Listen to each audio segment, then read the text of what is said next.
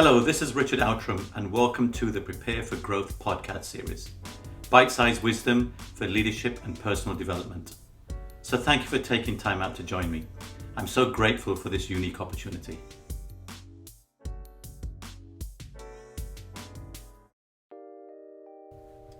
And today's topic is a case for diversity and inclusion.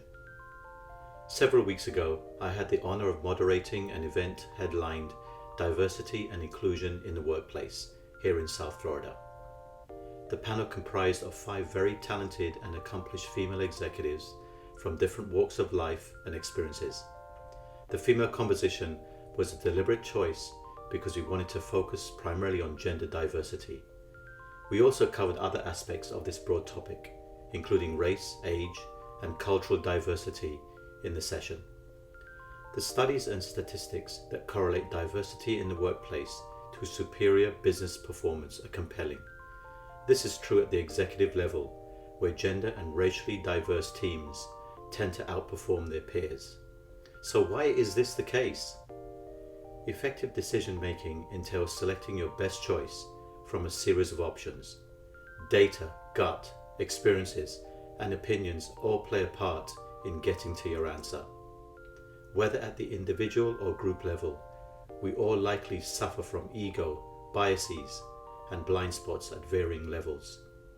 These dangerous forces can lead to bad and at times catastrophic decision making. When you bring diverse and relevant perspectives within a safe environment, the value of collective intelligence usually counterbalances limited thinking and can open up wider possibilities.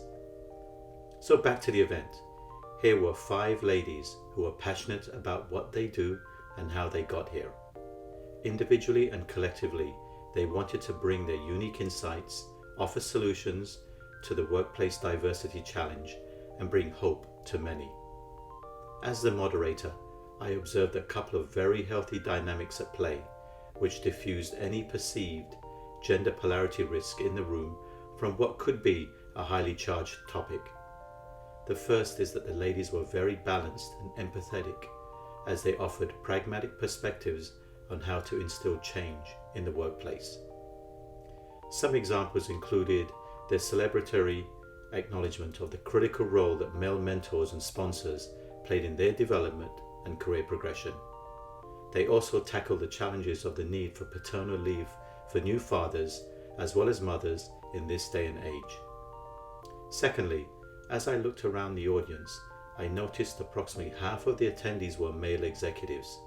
It was clear from the questions and subsequent feedback on the discussions that the men were equally invested in the success of diversity and inclusion initiatives at their workplaces. If this microcosm of aspirational leaders possibly reflected a broader corporate intent to move the diversity needle, then we all should be inspired. As a male C-level executive born in the UK and a US immigrant, I am a fortunate beneficiary of supportive mentors and progressive business environments that held empathy and authenticity as core values. The opportunity to bring awareness of the power of diversity and inclusion is therefore very close to my heart. As a first generation born in the UK to immigrant parents, my family experienced the challenges of cultural and racial integration that led to identity cover while growing up in a new homeland. I'm ever so proud to be born in England and grateful to have been provided the opportunities to grow and thrive in 2 great first world countries. I was always taught by my parents to not judge those less fortunate, as they may not have had the same opportunities in life as I did. I grew up with 5 siblings, of which 4 were sisters. My sisters each have their own unique character, personality, and experiences, all of which positively nurtured and influenced me over the years. My mother continually encouraged and supported them to progress in higher education and access greater opportunities than she could ever dream of. Today, I am so proud of my sisters and the women they have become. Their practical smarts, emotional intelligence, humor, resilience, and compassion are just a few character traits that I would personally want to have at any executive table today. Both my mother and my wife sacrificed career options to stay at home to raise children. In my opinion, motherhood is the hardest and most responsible of CEO job descriptions. The child rearing experience made these already remarkable women stronger in character. One of the panelists was a CFO who juggled her demanding work schedule to raise 3 boys while also creating work-life balance at home. Given the right opportunity, these female strengths could certainly be harnessed as a major asset in the corporate world. So fast forward to today, and our families on both sides of the Atlantic comprise a beautiful collage of different races, cultures, religions, and ages. I learned something new through their unique perspectives when discussing contemporary issues in the world. In a safe environment that honors diverse input and ideation, it's hard to see the downside of this collective intelligence.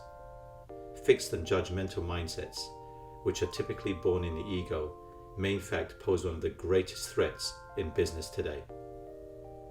We must therefore continue to elevate a learning mindset in the business world and provide opportunities for diverse perspectives to thrive.